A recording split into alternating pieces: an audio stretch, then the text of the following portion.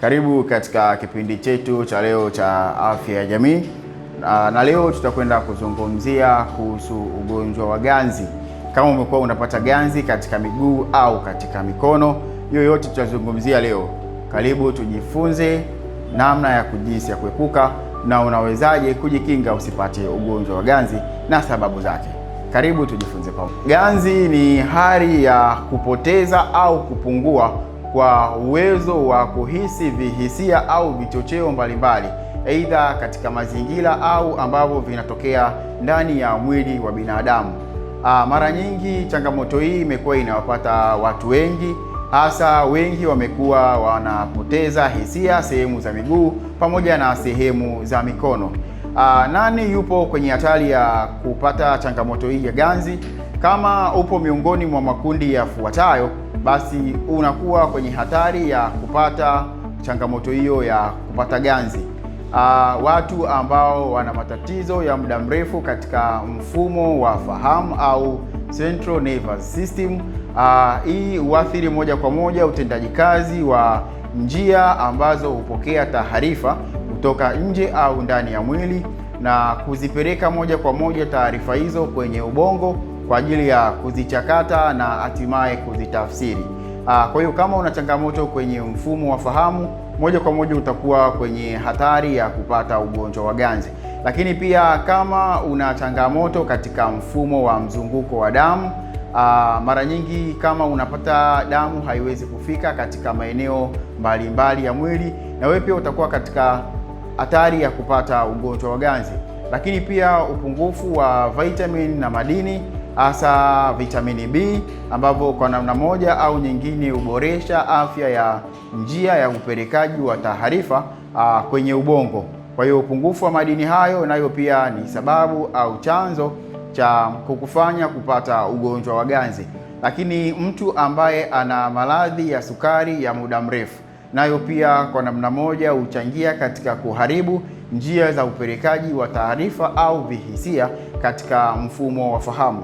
Lakini mtu ambaye huwa anatumia matumizi ya pombe au sigara kwa muda mrefu, na yeye pia anakuwa katika hatari ya kuharibu njia ya kupeleka vihisia, na hivyo huwa kwenye hatari ya kupata ugonjwa huu hatari wa ganzi. Dalili za ugonjwa huu wa ganzi: mgonjwa atakuwa amepoteza kabisa uwezo wa kuhisi, aidha uwezo wote au kwa baadhi ya vihisia katika sehemu tofauti tofauti za mwili. Lakini pia wakati mwingine mgonjwa anaweza akawa ana hisia ambazo hazipo.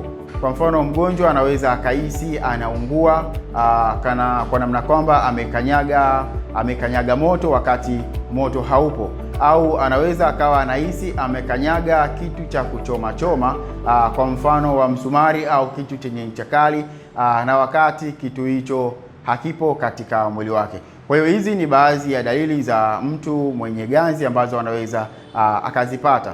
Lakini wakati mwingine kama umekuwa unapata kupungua kwa uwezo wa kutendea kazi wa baadhi ya viungo, kwa mfano miguu au mikono, ikiambatana na ganzi, pamoja na baadhi ya madhara, kwa mfano udhaifu katika sura na nyinginezo, basi hiyo inaweza kuwa ni dalili ya kupata ugonjwa wa stroke, ambayo nayo pia kusababisha madhara katika mwili.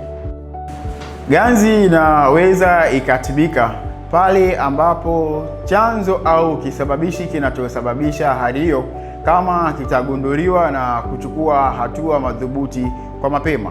Kwa hiyo hatua ya kwanza ya jinsi ya kutibu ganzi ni pamoja na kugundua chanzo au sababu ya kwa nini ganzi inatokea, kama ni katika mfumo wa damu au katika mfumo wa fahamu, au kama ni upungufu wa madini, au kama ni ugonjwa mfano wa sukari. Kwa hiyo utakapoweza kudhibiti chanzo, ndipo ambapo utapata matokeo mazuri zaidi ya kutibu ugonjwa huu wa ganzi. Lakini njia pekee ya kuweza kujikinga usiweze kupata ugonjwa huu mbali na matibabu ni pamoja na kuwa na uwezo wa kucheki afya yako mara kwa mara, hasa kiwango cha sukari kama una ugonjwa wa sukari, au hata kama hauna unaweza ukagundua ili uanze matibabu mapema ya ugonjwa wa sukari. Lakini pia na kiwango cha madini katika mwili, kwa sababu hivi vyote kwa pamoja kama vitakuwa vimepungua, huweza kusababisha mtu akapata changamoto ya kupata ganzi. Lakini pia kuwa na uwezo wa utaratibu wa kufanya mazoezi mara kwa mara ili kuimarisha afya ya mwili pamoja na kuweka sawa mfumo wa mzunguko wa damu pamoja na mfumo wa upelekaji wa taarifa za vichochezi katika mfumo wa fahamu. Lakini pia epuka kukaa katika position moja kwa muda mrefu. Kwa mfano kwa mtu ambaye kazi yake au anakaa muda mrefu katika eneo moja au kulala katika position moja, hii huweza kuathiri mzunguko wa damu moja kwa moja na kuifanya damu kuganda kwa eneo moja. Kwa hiyo baadhi ya sehemu kukosa damu safi ambayo ina virutubisho pamoja na hewa safi ambayo inaweza kusababisha kukosekana kupelekwa kwa taarifa sawasawa katika mfumo wa fahamu.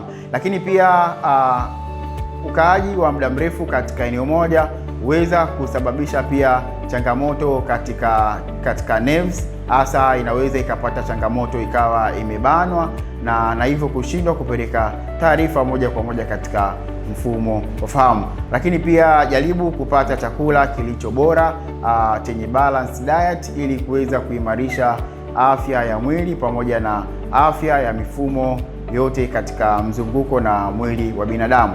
Kwa msaada zaidi wa kitabibu unaweza ukafika katika kituo chetu cha Royal Polyclinic kilichopo Ilala Bungoni kwa ajili ya msaada pamoja na dondoo nyingine za afya. Unaweza ukakomenti, ukasubscribe pamoja na kushare video hii ili iweze kuwafikia wengine zaidi kwa ajili ya msaada zaidi. Karibu.